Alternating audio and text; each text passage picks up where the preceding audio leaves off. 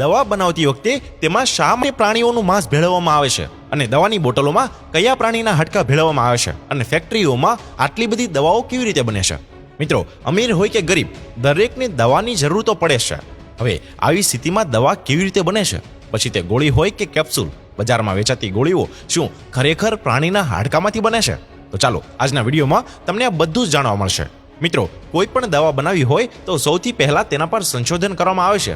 દાખલા તરીકે જો લકવા માટેની દવાનું પરીક્ષણ કરવાનું હોય તો પ્રાણીઓને જબરજસ્તી લકવો કરી અને પરીક્ષણ કરવામાં આવે છે. અને જો તૂટેલા હાથ પગ માટે દવા બનાવી હોય તો તે કિસ્સાઓમાં પ્રાણીઓના અંગો નિર્દયતાથી તોડી તેના પર ટેસ્ટ કરવામાં આવે છે.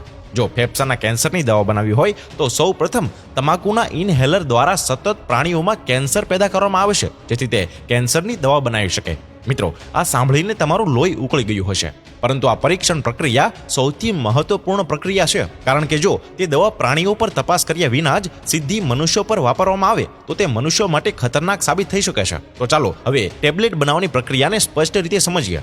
તો મિત્રો, સંશોધન પછી તૈયાર કરાયેલ ફોર્મ્યુલાને બાઇન્ડિંગ એજન્ટ સાથે મિશ્રિત કરવામાં આવે છે. બાઇન્ડિંગ એજન્ટ એ જ સામગ્રી છે જે દવાઓના ઘટકોને સારી રીતે એકસાથે જકડી રાખે છે. હવે એકવાર મિશ્રણ તૈયાર થઈ જાય એટલે તેનો વધારાનો ભાગ બહાર કાઢી લેવામાં આવે છે.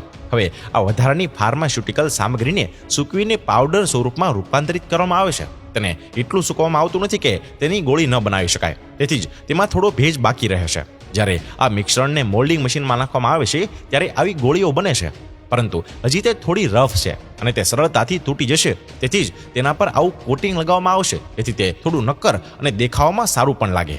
આ પ્રક્રિયા માટે તમામ ગોળીઓને એક રોટેટિંગ મશીનમાં તેના પર કૃત્રિમ બ્લીચિંગ એજન્ટ અને ટેબ્લેટનો કોટિંગ રંગ તેમાં ઉમેરીને 40 મિનિટ સુધી સારી રીતે મિક્સ કરવામાં આવે છે. હવે દર કલાકે ઉત્પાદિત કેટલીક ગોળીઓની ગુણવત્તાની ચકાસણી કરવામાં આવે છે.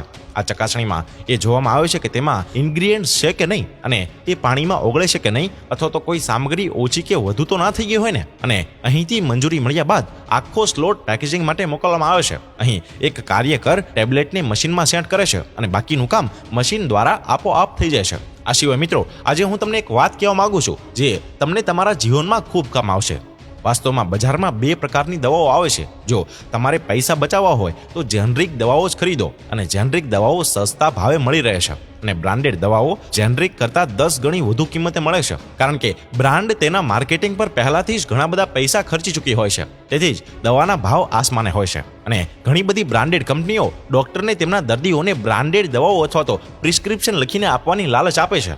આ કિસ્સામાં દર્દીઓને આ વિશેની માહિતીનો અભાવ અને ડોક્ટરોની ખરાબ હસ્તાક્ષર દર્દીઓને કોઈ પણ પ્રશ્ન પૂછવાની તક આપતી જ નથી, જેના કારણે દર્દીઓને મોંઘી દવાઓ ખરીદવી પડે છે. પણ મિત્રો, આ બંને દવાઓ એક સરખું જ કામ કરે છે, બાકી પસંદગી તમારી પોતાની છે.